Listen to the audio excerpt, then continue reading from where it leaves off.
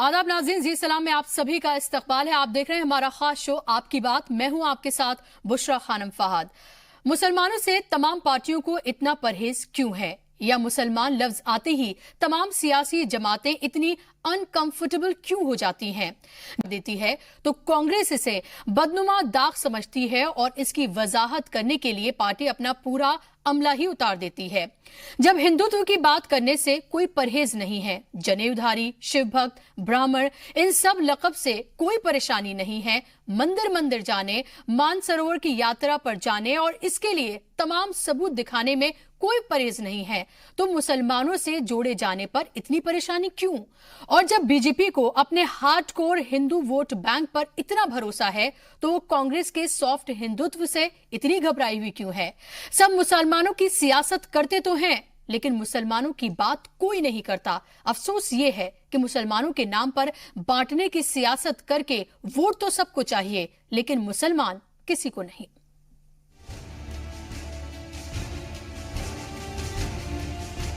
क्या 2019 में मुसलमान किसी भी पार्टी का वोट बैंक नहीं है? तमाम सियासी जमातों को मुसलमानों से इतना परहेज क्यों है? ये सवाल इसलिए कि जिस भी पार्टी को देखो वो हिंदुत्व की बात करती हुई नजर आ रही है। कोई हार्डकोर हिंदुत्व की बात कर रहा है तो कोई सॉफ्ट हिंदुत्व की। हाल की सियासत में मुसलमान लफ्ज से ही सो कॉल्ड सेकुलर जमातें भी परहेज करती और अपना बचाव करती हुई नजर आ रही हैं। चाहे राहुल गांधी का गुजरात में 22 मंदिरों में जाना हो, या मानसरोवर की यात्रा, या फिर आने वाले नवरात्रि कन्या पूजन करना हो, ये तमाम चीजें तो यही दिखा रही हैं कि राहुल गांधी अपने सॉफ्ट हिंदुत्व की इमेज को लगातार बरकरार रखे हुए हैं। और ऐसा भी नहीं है कि ये सिर्फ कांग्रेस तक ही महदूद है, बल्कि ममता ने भी दुर्गा पूजा में हर दुर्गा पंडाल को 10,000 देने का ऐलान भी किया है, जिससे मुसलमान नाराज हैं और अपीजमेंट का इल्जाम उनके ऊपर लगाया गया है। ईद आने दीजिएगा, हम लोग शबील भी लगाएंगे, या जो भी ऊपर से आया हुआ बंदा है, चाहे वो हिंदू है या मुसलमान है, सिख है या ईसाई, अगर उसके लिए लोगों की आस्था है तो हम सबकी आस्था होना चाहिए। सॉफ्ट हिंदुत्व की राह सिर्फ राहुल गांधी ही नहीं, बल्कि मध्य प्रदेश में कांग्रेस के लीडर कमलनाथ ने भी अपना ली है। और इसी की एक बानगी देखने को मिली जब हाल ही में उन्होंने सभी पंचायतों में गौशाला बनवाने का दावा किया। उधर पंजाब में अमृतसर सरकार ने भी आईपीसी में 295 AA को शामिल किए जाने के लिए रजामंदी जताई, जिसके तहत गुरु ग्रंथ साहिब, गीता, कुरान और बाइबल की बेहुरमती करने पर उम्र कैद की सजा का प्रोविजन है।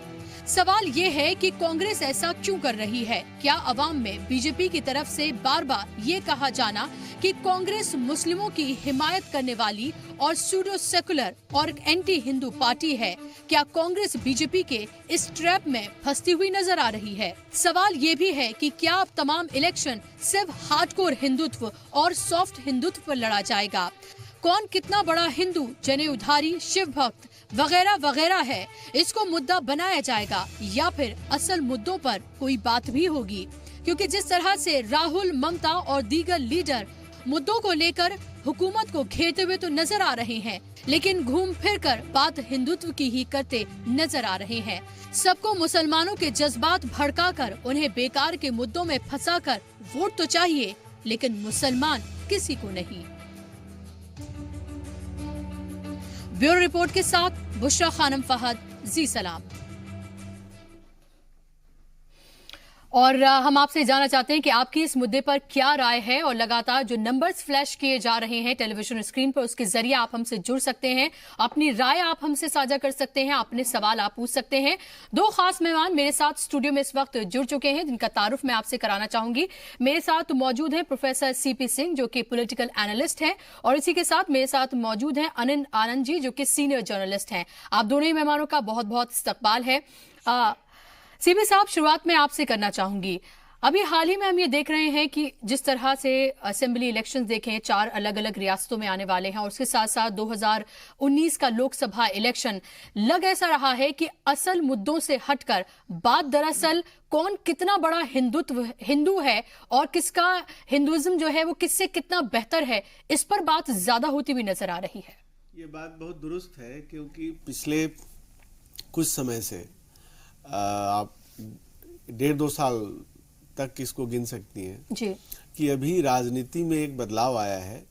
अब राजनीति हमारी जो पहले मध्य से वाम की तरफ होती थी, अब वो मध्य से दक्षिण की तरफ हो गई है। इसलिए सवाल ये नहीं है कि कौन वामपंथी है या कौन वामपंथी झुकाव वाला है और कौन दक्षिणपंथी। सवाल अब ये होगा कि कौन कम दक्षिणपंथी है और कौन ज्यादा है, कौन असली है और कौन नकली है। लेकिन ये एक ग्लोबल फिनोमेनन है, ये सिर्फ भारत तक महदूद नहीं है। ये आपको यूरोप और अमेरिका में भी ये बात दिख रही है, जहां एक राष्ट्रवाद का नया उभार हो रहा है। और इसकी बहुत बड़ी वजह है कि जो लोकतंत्र हमारा है, जिस रूप में भी लोकतंत्र है हमारा जी, ये लोकतंत्र वोट बैंक बना लेता है। जब वोट बैंक बना लेता है तो फिर वो बहुत सारे जेन्युइन मुद्दों पे समझौते करता है। इस समझौते के चक्कर में ये पाखंडी हो जाता है और जो जेन्युइन मुद्दे हैं उसे दूर भागेगा। जैसे दुनिया में जो अभी वैश्विक आतंकवाद है, जो ग्लोबल टेररिज्म है, इससे निपटने में लोकतंत्र कुछ अपवादों को छोड़ दे तो अक्षम रहा है। तो लोग अब उसके रिएक्शन में, उसकी प्रतिक्रिया में जो पार्टियां जितना ज्यादा राष्ट्रवादी हैं उनकी तरफ वो मुड़ रही हैं। और भारत भी इसका अपवाद नहीं है, क्योंकि भारत भी आतंकवाद का बड़ा शिकार है और आज से नहीं है। आप यूं समझ लीजिए कि आपके देश का बंटवारा भी एक तरीके से, अगर आप सैद्धांतिक रूप से देखें तो किसी न किसी तरह के एक आतंकवाद का शिकार होकर ही आपका बंटवारा हुआ था। उसके बाद वो थमा है, बहुत हद तक फिर से शुरू हो गया और आज वो ग्लोबल है। तो ये मुझे इसमें कहीं कुछ ऐसा नहीं लग रहा है कि भारत अलग है दुनिया से।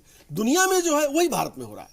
अनिल जी, क्या आप इससे इत्तेफाक रखते हैं? और दूसरी बात मेरी साथ में इससे जुड़ी हुई ये है कि जब हम मुसलमानों की बात करते हैं तो मुसलमान एक वोट बैंक के तौर पर, एक वोट के तौर पर तो तमाम पार्टियों को चाहिए होता है, लेकिन जब उसकी बात की जाती है, जब उसके मुद्दों की बात की जाती है तो कोई उसके मुद्दे उठाना नहीं चाहता।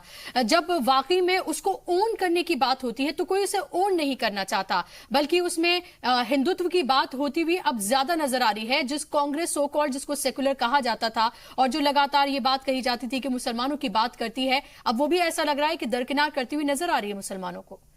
बिल्कुल बजा फरमाया आपने कि मुसलमानों को एक वोट बैंक की तरह ही इस्तेमाल किया गया, चाहे कांग्रेस हो, चाहे अब और अलग तरीके से भारतीय जनता पार्टी हो, वो कर रहे हो। लेकिन एक बड़ा खतरनाक आयाम जुड़ रहा है इस सारे प्रकरण में, और वो ये है कि अब हिंदू को भी वोट बैंक बनाया जा रहा है, जो एक बड़ा खतरा है। अगर आप वोट बैंक हिंदू और मुस्लिम करके जिस तरह का आज बातचीत हो रही है या जिस तरह का डिस्कोर्स है आजकल, तो मुझे लगता है हम एक बहुत खतरनाक आयाम की तरफ बढ़ रहे हैं जी। क्या आपको ये लग रहा है कि दरअसल मुसलमानों को एक नॉन इम्पोर्टेंट एंटिटी के तौर पर जो है वो बताने की कोशिश की जा रही है कि आपका वजूद तो है लेकिन उतना नहीं है कि आपकी कोई बहुत ज्यादा अहमियत हो?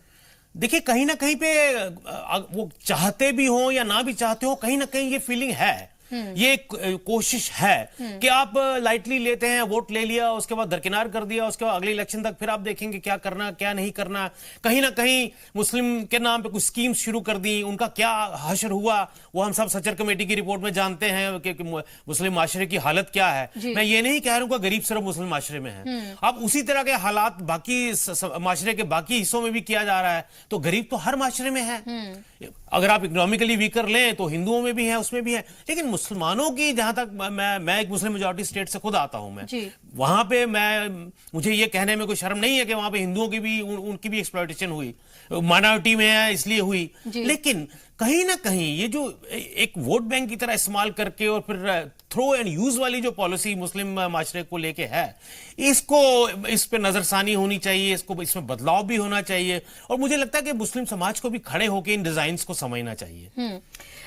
सीपी सिंह जी, जिस तरह से अभी अनिल आनंद जी ने कहा कि अब तक तो ये था कि एक मुसलमान ही एक वोट बैंक है, अलग अलग रियासतों में अलग अलग पार्टियों ने उसे इस तरह से इस्तेमाल किया, नेशनल लेवल पर हमने देखा तो कांग्रेस ने उसे और दूसरी जमातों ने उसे इस्तेमाल किया, अब बीजेपी उसे दूसरे तरीके से इस्तेमाल करने की कोशिश कर रही है। लेकिन जब हम अब हिंदुओं की बात करते हैं तो लग ऐसा रहा है कि अब हिंदुओं को भी एक वोट बैंक की तरह ही इस्तेमाल किया जा रहा है लगातार। चाहे हम बात करें, अभी हमने देखा कि सवर्ण किस तरह से नाराज हैं, वो सड़कों पर हैं, SC ST की हम बात करें, OBC की हम बात करें, तो जब हमने 2014 का इलेक्शन देखा था तब ये देखा था कि दरअसल बीजेपी ने हिंदुत्व के नाम पर तमाम हिंदुओं को एक साथ लाने की कोशिश की थी, लेकिन अब सॉफ्ट हिंदुत्व और हार्डकोर हिंदुत्व करके हिंदुओं को भी बांटने की कोशिश की जा रही है। देखिए, चूंकि हमारा जो राजनीतिक संस्कार है, चाहे वो किसी भी पार्टी का मामला हो, हमारा राजनीतिक संस्कार मूलतः कांग्रेसी राजनीतिक संस्कार है। पार्टी का लेवल कुछ भी हो सकता है, भाजपा भी हो, कांग्रेस भी हो, कोई और पार्टी हो।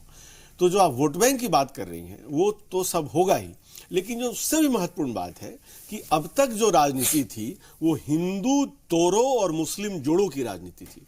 अब ये हिंदू तोड़ो मुस्लिम जोड़ो की जो राजनीति है, वोट बैंक बनाया, तब इसका रिवर्स शुरू हो गया है, इसका विपरीत शुरू हो गया है और वो हिंदू वोट बैंक बना। इसी हिंदू वोट बैंक की वजह से 2014 में सत्ता बदली। लेकिन जब भी इस तरह का कोई बड़ा बदलाव आएगा तो वो प्रक्रिया सिर्फ वहां पे नहीं रुकेगी, वो और आगे बढ़ेगी। जैसा आपने कहा कि सवर्ण का होगा वोट बैंक या फिर दलित का होगा वोट बैंक, क्योंकि राजनीति जब आपको किसी बड़े मुद्दे पे डिलीवर नहीं करेगी, नहीं देगी, तो फिर कहीं ना कहीं आपकी जो भावनाएं हैं, आपके अंदर छिपी हुई तलखियां हैं, वो बाहर आएंगी और उस आधार पे आप फैसला करेंगे किसको वोट देना है, न कि इस आधार पे कि किसने काम किया है। ऐसा नहीं होता तो नरसिम्हा राव क्यों हारते, ऐसा नहीं होता तो उत्तर प्रदेश में एनडी तिवारी क्यों बाहर होते, ऐसा नहीं होता तो वाजपेयी क्यों हारते। हमने विकास के मुद्दे पे पिछले 70 सालों में शायद ही कभी वोट दिया है। जी अनिल जी, आपको क्या लगता है कि ये ऐसा कोई पहली बार नहीं है जब कांग्रेस दरअसल सॉफ्ट हिंदुत्व की बात कर रही है, क्योंकि कंपैरिजन बीजेपी से हो रहा है, इसीलिए ये तस्वीरें ज्यादा मायने खेज या फिर ज्यादा इन पर चर्चा हो रही है। इससे पहले भी हमने देखा था कि सोनिया गांधी ने अपने आप को हिंदू बताने के लिए या ये बताने के लिए कि उस मुल्क की कितनी बड़ी जो शहरी हैं, उन्होंने गंगा में डुबकी लगाई थी। हमने अभी हाल ही में देखा था कि राहुल गांधी अयोध्या गए थे और उससे पहले हमने देखा था कि राजीव गांधी ने दरवाजे खुलवाए थे बाबरी मस्जिद के। तो ये तमाम एक ट्रेंड जो है वो लगातार हम कांग्रेस में देख रहे हैं। क्या आपको लग रहा है कि इस बार बात इसलिए ज्यादा हो रही है क्योंकि कंपैरिजन बीजेपी से हो रहा है? जाहिर है, चूंकि बीजेपी का हार्डकोर एजेंडा जो है वही हिंदुत्व पे बेस्ड है, जिसको वो हिंदुत्व कहते हैं। तो कहीं ना कहीं पे अपने आप को कांग्रेस असहाय, कमजोर महसूस कर रही थी कि कहीं कहीं ये एजेंडा कहीं हावी ना हो जाए, क्योंकि एक किस्म का जहर जो है वो भारतीय जनता पार्टी के स्ट्रेटेजिस्ट जो हैं, ये संघ परिवार के जो हैं, वो उन्होंने हिंदू समाज में घोलने की बखूबी कोशिश की है कि जहां पे एहसास करवाया गया है। और वो मां सिवाय पिछले 4 साल में फॉल्स सेंस ऑफ एम्पावरमेंट हिंदुओं को दी हो, उसके अलावा कुछ हुआ नहीं है। लेकिन एक स्थिति ऐसी, एक हालात ऐसे बनाए जा रहे हैं यहां हिंदू बनाम मुस्लिम हो जाए, ये एक बड़ा खतरनाक आयाम है। और एक बड़ी बदकिस्मती की बात है, जैसे मेरे को पैनलिस्ट ने भी कहा कि जो मेन मुद्दे होते हैं, इश्यूज होते हैं, उनपे ना तो पॉलिटिकल पार्टीज कायम रहती हैं और ना ही लोग उनपे वोट देते हैं। ये एक दो धारी तलवार है, मुझे लगता है दोनों तरफ को सोचना पड़ेगा। अब अभी आप मौजूदा हालात में आप देखिए, डेवलपमेंट का कितना स्लोगन, ये स्लोगन ही रह गया है कि डेवलपमेंट के मुद्दे पे 2014 में प्रॉमिस किया गया कि आगे डेवलपमेंट ही डेवलपमेंट होगा, उसी पे लड़ा जाएगा चुनाव। ना तो वो सरकार में जो है, ना तो डेवलपमेंट मुद्दा कहीं वो उनका खड़ा नजर होता आ रहा है। और जो ऑपोजिशन में है, जो उनको कटघरे में खड़े करते कि आपकी डेवलपमेंट में क्या फेलियर्स हैं, क्या शिगाफ हैं, ना वो बात कर रहे हैं डेवलपमेंट की। तो ये बदकिस्मती है कि बड़े मुद्दों में बात होती नहीं है और बड़े मुद्दों में वोट भी नहीं दिया जाता। जाहिर सी बात है, और यही वजह है कि हर बार जो है वो बेचारी आम जनता जो है वो ठगासा महसूस करती हुई रह जाती है हर इलेक्शन के बाद। देख रहे हैं आपकी बात, और आज हम बात कर रहे हैं कि क्या सेकुलर जमातें जो है उन्होंने हिंदुत्व की राह, सॉफ्ट हिंदुत्व की राह जो है अपना ली है, और क्या इनको लग रहा है कि इसी के रास्ते ही उन्हें दरअसल जीत हासिल हो सकती है, क्योंकि लगातार जिस तरह के एग्जाम्पल सामने आ रहे हैं उससे तो यही लग रहा है। सीपी सिंह जी, हम यहाँ पर सिर्फ राहुल गांधी की बात न करके अगर हम ममता बनर्जी की हाल फिलहाल में बात करें, तो अभी उन्होंने कहा है कि दुर्गा पूजा के दौरान हर दुर्गा पंडाल को जो है 10,000 रुपए दिया जाएगा। उसके बाद मुसलमान उनसे नाराज भी हुए और अपीजमेंट की बात उन्होंने कही है। क्या आपको लग रहा है न सिर्फ राहुल गांधी बल्कि और जो दीगर पार्टियां हैं जो सो कॉल्ड अपने आप को सेकुलर कहती हैं, जो मुसलमानों का हितैषी हिमायती बताती हैं, उनको भी अभी सॉफ्ट हिंदुत्व ही सूट कर रहा है? देखिए, जो हमारे यहाँ सेकुलर पार्टियां हैं, इन सेकुलर पार्टियों का बड़ा अजीब इतिहास है।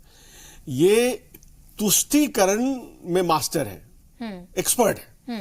तो लंबे समय तक इन्होंने मुसलमानों का तुष्टीकरण किया, इसकी प्रतिक्रिया में हिंदू नाराज रहे। अब वो इकट्ठा हुए और इनके खिलाफ खड़े हो गए, कांग्रेस हार गई। एंटनी कमेटी ने रिपोर्ट दी कि आपकी छवि हिंदू विरोधी छवि है, इसलिए पार्टी हारी है। ममता बनर्जी दुर्गा पूजा के समय मूर्ति विसर्जन के लिए इजाजत नहीं देती थी, उसके लिए हाई कोर्ट को इंटरवीन होना पड़ता था। वही आप अब, और फिर इमामों को वो बजाबता भत्ता देती थी। एक सरकार को इस तरह के करने का कोई कारण नहीं बनता। नहीं तो आप सबको दीजिए अगर देती है तो। सेम उसी तरह से ये भी है कि आप बिल्कुल। पंडालों के लिए 10,000 रुपए आप क्यों दे रही हैं, फिर आप सबके लिए करिए। चूंकि अब आपको वोट उधर से मिलने का खतरा, नहीं मिलने का खतरा बढ़ गया है, इसलिए जो आप मुसलमानों के साथ करते थे वही हथकंडा आप हिंदुओं के साथ अपना रहे हैं। तो स्ट्रेटेजी तो बेसिक नहीं बदली है ना, डायरेक्शन बदल गया। अनिल जी, बेसिक नेचर तो नहीं बदला ना जी, कि अपीजमेंट ज्यादा खतरनाक है या एक्सप्लॉयटेशन ज्यादा खतरनाक है? दोनों ही खतरनाक है मेरे हिसाब से। देखिए, अपीजमेंट अगर आपने करनी है तो सबकी करिए। मुझे ये समझ नहीं आई कि आपने उसको इतना बड़ा नारा बना दिया मुस्लिम अपीजमेंट का, आते ही आपने हज सब्सिडी खत्म कर दी कि अच्छा। लेकिन आप एक रिवर्स अपीजमेंट देखिए, और इन्हीं लोगों ने, इसी पार्टी ने कहीं फ्री में पिलग्रिमेज करवाने की बात शुरू कर दी। बादल साहब ने, अकाली पार्टी ने सिखों के लिए शुरू कर दिया। मध्य प्रदेश में उन्होंने हिंदुओं के लिए कुछ यात्रा फ्री का कहीं बजट में प्रावधान हो गया, राजस्थान में भी हो गया। तो हम कर क्या रहे हैं कि कहीं ना कहीं पॉलिटिकल पार्टीज अगर ये समझ रही हैं कि वो लोगों को बेवकूफ बना रहे हैं, ठीक है, खुद हद तक कुछ तो आपको नहीं लग रहा कि जो जिन सेकुलर पार्टीज पर मुस्लिम अपीजमेंट का इल्जाम लगता था, बीजेपी पर हिंदू अपीजमेंट का नहीं लगना चाहिए? वो क्या कर रही हैं? अभी आप देखें जिस तरह से सवर्ण सड़कों पर हैं, SC ST को लेकर जिस तरह से वो अब पूरा कानून बनाया गया और जो ऑर्डिनेंस लाया गया, उसके बाद हमने सबने देखा कि क्या हो रहा है। तो अगर इधर मुस्लिम अपीजमेंट है तो क्या ये हिंदू अपीजमेंट नहीं है? देखिए, आपने मेरा शायद मेरी वो आप एक जो मैंने एक जुमला बोला, वो आपने जुमला भी बड़ा खतरनाक वर्ड हो गया आजकल के रिवर्स अपीजमेंट। जी, मेरा वही मतलब था, मकसद था कहने का जो आप फरमा रही हैं। ये बिल्कुल रिवर्स अपीजमेंट है। आपको अगर अपीजमेंट से किसी को एतराज है तो अपीजमेंट जो वर्ड है, जो लफ्ज है, इसको डिक्शनरी से निकाल दीजिए आप। या तो आप सबको, सब धर्मों को उसी तरह से ट्रीट कीजिए जो हमारे संविधान के खिलाफ है। क्या हम जिस तरह से अपीज कर रहे हैं धर्म के नाम पे, वो हमारे संविधान के खिलाफ है। सब धर्मों का संरक्षण हो, उनके प्रोटेक्शन हो, ये संविधान कहता है। सब धर्मों का बराबर का आदर हो, ये संविधान कहता है। आपको जब मौका मिलता है आप मुस्लिम अपीजमेंट का नारा लगा देते हैं, आपको जब मौका मिलता है आप रिवर्स हिंदू अपीजमेंट शुरू कर देते हैं। तो ये आप कंफ्यूजन की स्थिति ही नहीं क्रिएट कर रहे, आप संविधान को भी चैलेंज कर रहे हैं। सीपी सिंह जी, क्या आपको नहीं लग रहा कि क्या हिंदू ये समझ पा रहे हैं दरअसल कि उनका भी उसी तरह से इस्तेमाल फिलहाल हो रहा है जैसे मुसलमानों का होता रहा है? उनको भी उसी तरह से बांटा जा रहा है, उनको भी अलग अलग धड़ों में बांटा जा रहा है और उनके साथ भी वही एग्जैक्टली हो रहा है जो मुसलमानों के साथ होता रहा है। देखिए, मैं थोड़ा सा आपसे यहाँ पे अलग या मुख्तलिफ राय रखता हूँ।